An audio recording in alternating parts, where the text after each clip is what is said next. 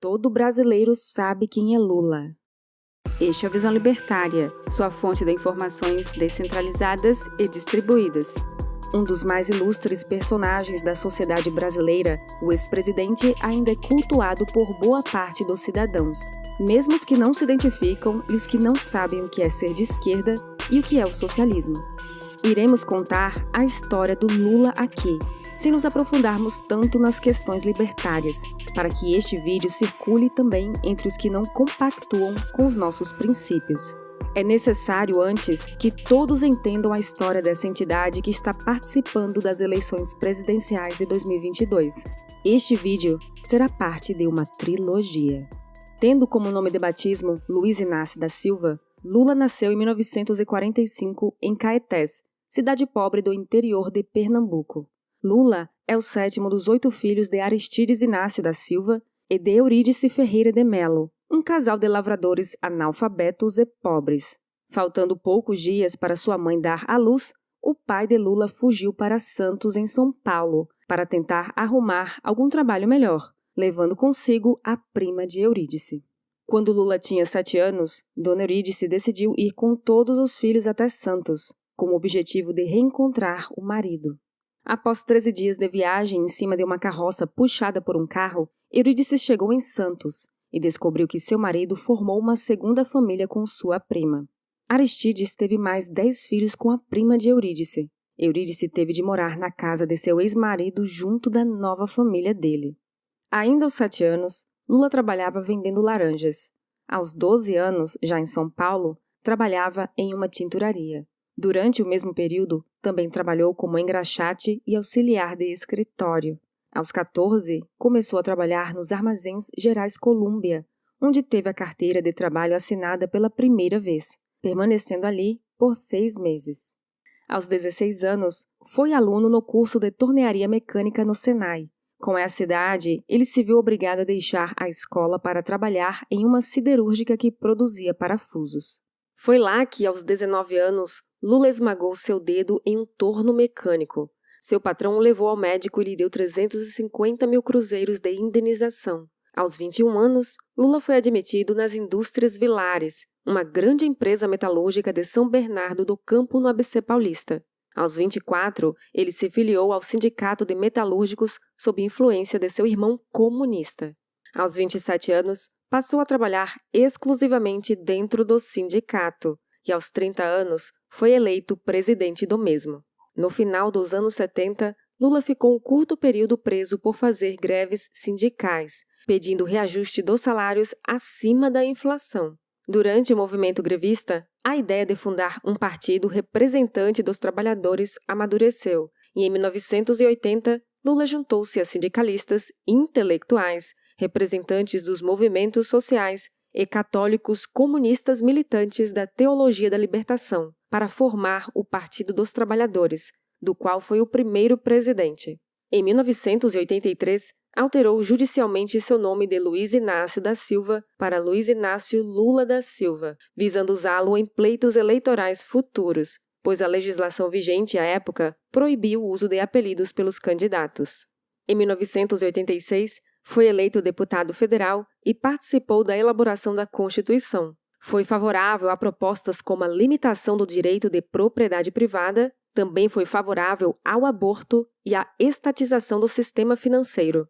Em 1988, Lula concorreu à presidência, mas perdeu para Collor, candidato que recebeu amplo apoio dos meios de comunicação e corporativistas.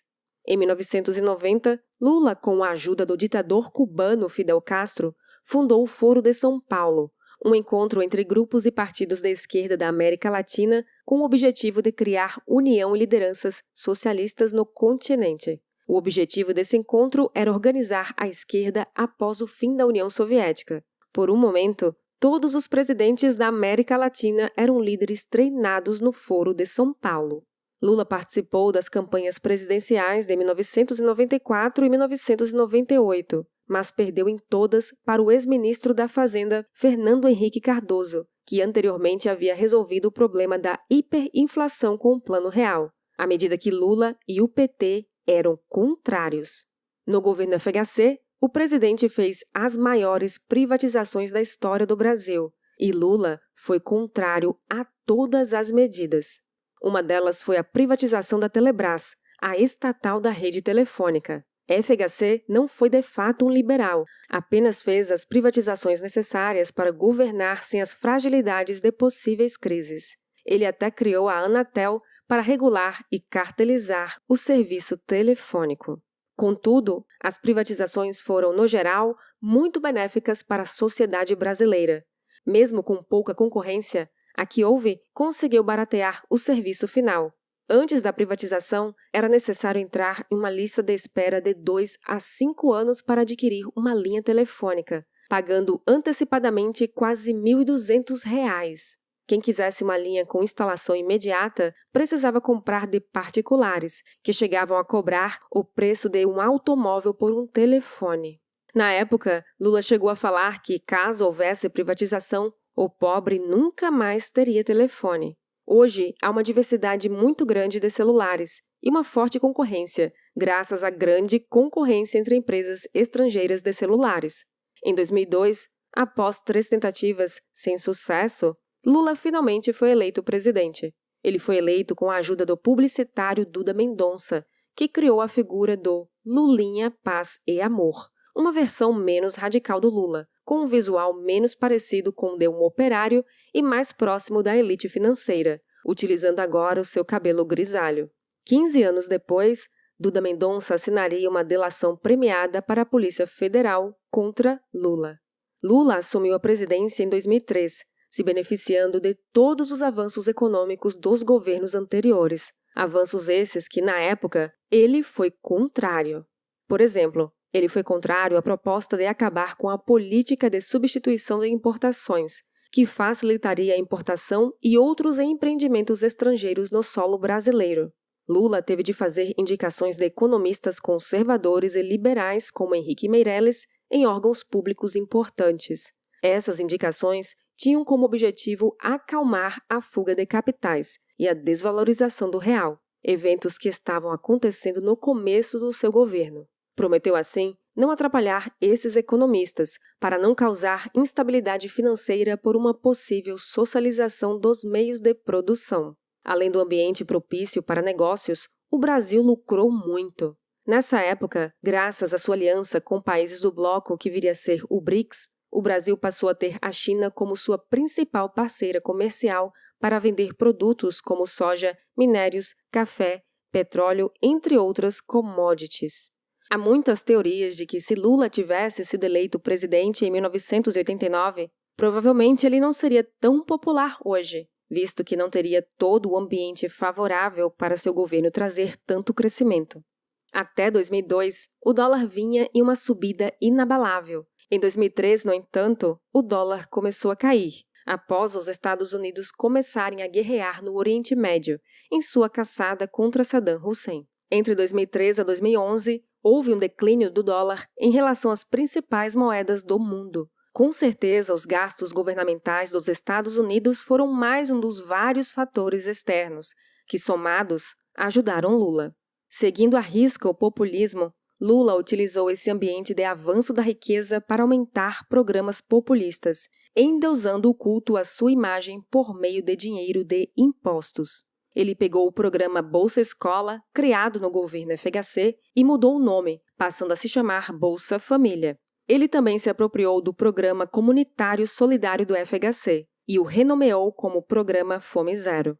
Ainda há pessoas inocentes que acreditam que saíram da pobreza graças ao Lula e, por isso, o endeusam. É preciso entender que é impossível o governo criar riquezas. O que cria riqueza, de fato, é o trabalho e a produção. E a melhor forma de alcançar tal resultado é pelo livre mercado. É por conta disso que um pedreiro do século XXI tem uma qualidade de vida acima de reis de séculos atrás. Para o Estado criar uma riqueza, ele deve obrigatoriamente tirar de outro lugar. Caso queira entender mais sobre essa questão, recomendamos o vídeo O que é Economia, do canal Ancapsu Classic. De fato, houve pobreza antes do governo Lula. Mas ele não foi resultado do capitalismo de livre mercado. Muito pelo contrário, O Brasil nunca viveu um ambiente de livre mercado. Na história do Brasil, sempre existiram inúmeras barreiras políticas contrárias às pessoas que queriam abrir suas empresas, tentando fazer concorrência a um oligopólio sustentado pelo Estado. Sempre houve cartéis dos transportes públicos, que entregavam e ainda entregam serviços péssimos por altos custos, com patrões ricos recebendo subsídios públicos sem se preocupar em entregar um serviço de qualidade, visto que pela falta de concorrência não há incentivos.